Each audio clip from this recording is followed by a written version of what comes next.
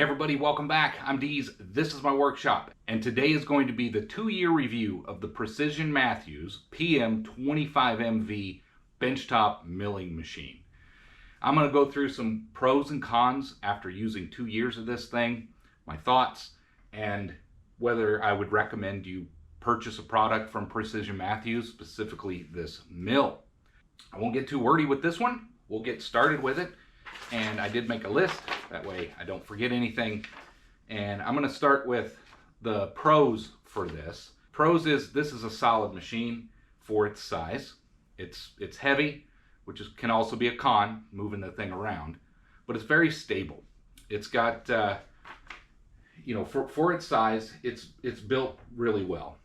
And that goes with the, it's got heavy duty steel shroud up here for the motor cover. They didn't go real cheap and chintzy aluminum or some real flimsy materials. It's built very well. The column is very solid. There's 4 bolts that hold the column to the base. Some of them only have 3, maybe the Grizzly. I've seen a review that somebody did, but don't quote me on that. But pay attention to that kind of stuff. This thing is bolted to the base very well. If you ever have to muscle this thing around or get it into some tight space, you may need to take that column off. And being able to unbolt it is a pro in that sense. Now, if you do that, you're going to have to retram everything, but just keep that in mind. It's quiet. When you run this thing, it's very quiet until you get to cutting materials. The motor itself and the mechanisms, they're very, very quiet, and it's kind of a nice, when you're in these machines and you start cutting certain materials, they start chattering or squealing, and it's nice to not have added machine noise on top of that. Bed length, it's 27-inch bed length, probably not usable, but pretty close. Honestly, I've never worked on anything in my small little hobby shop that's required anything that long, but it's very nice to have. The really cool thing, I did it if you just seen a video or two ago, the nice thing about this 27-inch bed length, when you have your vise mounted into the center of your table, you could mount it off to the side, but that kind of gives you some uneven pressures. Having this thing mounted is very handy, but sometimes you're working on something a little bit larger or awkward in shape. You can't get it into the vise, such as my no spill oil pot that I mounted up off to the side using my clamps. And I was able to secure this thing and do some milling operations without taking off my mill vise, which is, arguably kind of a pain to tram back in. I just didn't want to mess with that. So the length of this bed is very nice. Plus, I've never worked on anything that's, 2 feet long anyway, so I've never had to. But it's nice to have that ability if I ever need to. The quality of this machine, and I can only compare it to a cheaper machine made by Vevor, but I suspect many of those cheaper machines are going to have the same build if you're getting Vevor. This particular one, resold by Precision Matthews, or it's branded Precision Matthews, they're the reseller. They've sourced good parts and they put together a quality machine. This thing is top notch. It's solid. They took very close attention to detail. All of the little plates are mounted properly, perfectly. It looks really nice. It's shiny. There was no scratches and blemishes on this thing. They really put together a solid machine before they shipped it to my door. If you ever need response, we're still on the pros here. If you ever need a response from Precision Matthews, they were always very responsive in email. They're available. They're based out of, I think, Pennsylvania in the U.S. There's people that will stand behind the machine and get back with you if you have any questions or concerns. The accessory kit that came with it, which is just a wrench and, some tooling so you can put into cutters and different things like that, it's decent quality. Compared to the Vevor, again, that stuff was total garbage, especially like the screwdriver. It wasn't hardened steel or anything like that. The things that came with this were very similar in nature, but they were a step above in quality. Definitely usable wrenches and screwdrivers and, accessories you're going to need until you either make or find a new one. Things like that. So they sent a good accessory kit. Not send any actual cutting tools. I don't know if any mill manufacturer does. Precision Matthews does not, or at least did not with my purchase. If you don't have any, you're still not going to have any when you buy this machine. Pros, it was packaged very well when it showed up on my doorstep. They took a lot of attention to packing this thing properly. They had everything nice and secure and wrapped around with some like shrink wrap, saran wrap type stuff in order to keep things from moving around. Pretty much fully assembled with the exception of the DRO and some of the other accessories that they could kind of condense down into a smaller shipping container so that it's nice and secure. But they did a great job having everything fully built and ready to go, and all we had to do was bolt on a couple parts that were already connected. It was trammed in from the reseller. It came perfectly trammed. Precision Matthews had this thing set up. They installed the DRO for me. Now that was an optional purchase, but they pre-installed it, which I wanted to at the time. I just wanted to get going with the DRO and have it ready to use. They installed that. They've got the scales on there. Everything was ready to go. I didn't have to screw anything on. That stuff was already mounted. Just had to bolt on, like I said, the DRO itself and maybe a couple other components, but for the most part, it was ready to go. They did a fantastic job with this build. It costs money for one of these machines, but they really took, for the money that they're charging you, they took a lot of care into the quality of what they were going to ship to your door. There's only one con that I have with the DRO, and I'll explain that here in a second. So let's move on to the cons. That's pretty much all the pros. It's a good machine. It really is a good machine, and it's been fun to use for the last 2 years. I've got a lot to learn. I still have a lot to learn. I've learned a lot, but it's a great complementary machine to having a lathe. Having these two machines just completely opens up the projects that you're able to work on. Now, let's move on to the cons. The cons, to be honest, they're more nitpicky than anything, but the cons. Cost is an obvious one. This machine's expensive. You can look on their website and find the cost. You don't need me to quote it. It could change, fluctuate, so I'm not going to quote what the cost was, but it's expensive.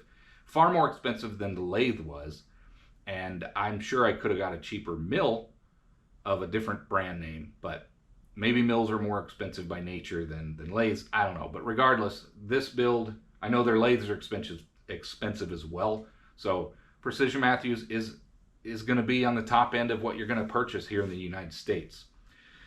On top of that, I'm in residential. I had to pay for freight shipping, which was expensive in itself. In addition, they charged a liftgate fee because I had to have a truck that had a liftgate to be able to get it out of the delivery truck.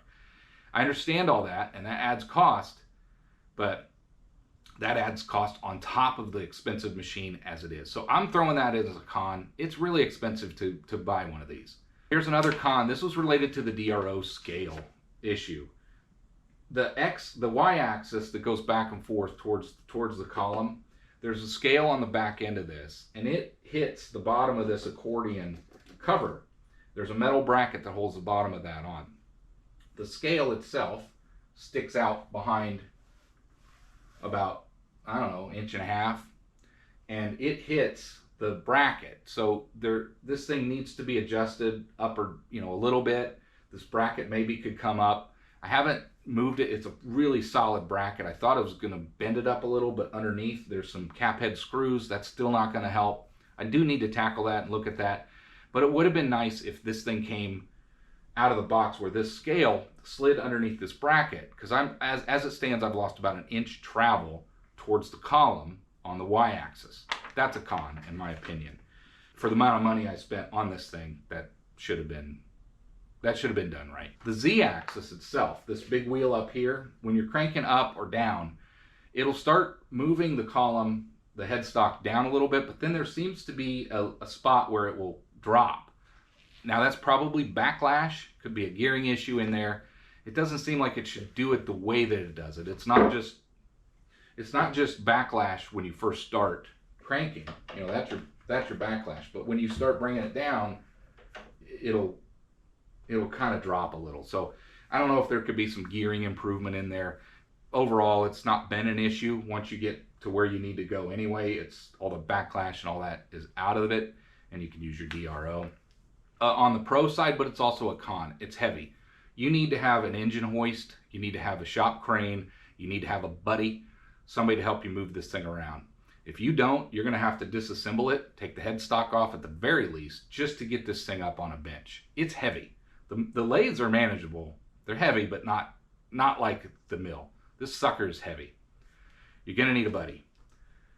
One of the cons I'd like to add to this, I think this could be an improvement for their product. Some basic tool cutters, maybe an R8 collet with a half inch R8 collet and some half-inch end mills or a half-inch end mill. Basic tool cutting to get you started so you can, when you unbox this thing, you can actually start testing some cuts. You know, throw in a nice carbide end mill. It could even be high-speed steel. But give a basic, either a 3/8, maybe two collets, a 3/8 and a half-inch. Those seem to be pretty common. For the amount of money that this thing costs, throw in those, couple end mills, a couple collets, and maybe a fly cutter or something. But give some accessories so somebody could get started right away. I'm going to throw that as a con. They could throw in some cheap high-speed end mills and an R8 collet just to get you started. So if you buy one of these things, you are not going to get any cutters with it. Keep that in mind. You're gonna have to buy that or already have it, and you got to make sure your accessories have the R8 spindle, capabilities. If not, you're gonna have to purchase that stuff. I didn't have any of it, so that's the stuff I bought. Some of the button oilers are a little difficult to get to. They're underneath here. I don't know that that's really their fault. They do have the button oilers. I probably just need a better delivery mechanism, a better oiler. You've noticed I bought a few oil cans to try to improve that. The problem is some of these button oilers are smaller, and you got to get the tips that can get in there correctly and squirt some oil in there. I wish it was a little bit easier to deliver oil to these things. Now, I know the more expensive, bigger models have automatic oilers, things like that. This one you got to take care of yourself. The integrated DRO for the quill. I'm not a big fan of this thing. It's nice to have, I suppose, especially if you didn't get the big DRO. At least it's got a DRO of some sort, so when you're doing some cuts. The problem with that is all of your milling operations, your depths of cuts, you're going to have to rely on the quill length. I personally like to leave the quill up as high, in the upright position for maximum stability. I think the farther down that you bring the quill, the more chatter or maybe flex you might get. However, it's pretty solid quill. I'm not too worried about that stuff. But this thing, every time I want to use it, and that's really when I start getting into some fine-tuned depths and I want like a real specific, if I want to do a countersink for a cap head screw or something, the battery's dead. I gotta go find a battery and put it in there. At the very least, it'd be nice if this thing had like a 3 or 5 volt connection into the board of this so that it worked without batteries. And I know these are things you can buy independent and they just kind of stuck it in there. It's nice to have, but that's a con in my opinion. For the amount of money this machine was, I think personally this could have at least been powered by the machine or maybe a little better quality. But it does have it. Overall, I tend to use the column Z-axis wheel and my big DRO. The only problem is it's a little tougher to get that fine-tuned, but I've kind of figured it out and I can do pretty well to get the depth of cut that I'm looking for. Overall, it works really well. Now, I do have a couple annoyances. This is not Precision Matthews' fault. This is not the manufacturing that you'll probably have with any mill. It's difficult to clean. Cleaning this machine around the DRO scales and things like that, it's kind of hard to get into some of those places, even with a vacuum and a brush. Some areas of this thing are difficult to clean. I'm pretty sure that's going to be the same way with any milling machine. I mean, you're cutting chips and they're going everywhere. A mill, compared to the lathe, this thing is no comparison on how much worse it is as far as making a mess. This thing flings chips everywhere. Don't put this in your living room. You're going to have a huge mess everywhere. This thing will throw chips across the room, all behind the machine, under the machine, on top of the machine, on top of your shelves. They find their way everywhere. And the different tooling you use, the worse it gets. So you use fly cutters or face mills, chips are everywhere. So one thing that I've been working on is chip control. If you noticed in some of my videos, I'll put a cardboard box around this, kind of trying to encapsulate everything. I made a couple shields just to kind of keep some of those, when I'm doing the heavier operations, to keep that chips contained into a smaller area so I can clean it up later. It really is a mess. Keep that in mind if you're getting into this and you decide to get a mill. The chip control and chip messes is just incredible. Big time mess. So be prepared for that. Make sure you got a place for this thing that's okay for that to happen. If you got little ones that go barefoot around the yard and they walk into your workshop, that's a bad thing. They're going to get a chip in the foot. You should just keep kids away from the areas that you're using these machines, in my opinion. The final annoyance that I have is the mill tooling. It's expensive. The whole hobbies can be very expensive to get into. I've mentioned that in all my videos. It's an expensive hobby. It's not the most expensive. If you go golfing, you're probably going to spend just as much money. But the tooling for this, if you don't have any of this stuff, if you weren't a machinist, it's expensive to get into this and buy all the tooling you need to do those things, or you're going to find yourself limited on what you can do if you don't have the right tools. So you're going to have to budget it in and expect to spend, at least $1,000, $1,500. It just depends on what you want in additional tooling for this thing. Just like the lathe, I'm not going to say you're going to need double the amount for the cost of this, but because it was that much more expensive. But I would budget in every bit of $1,000 for tooling that you're going to want to use for using this machine.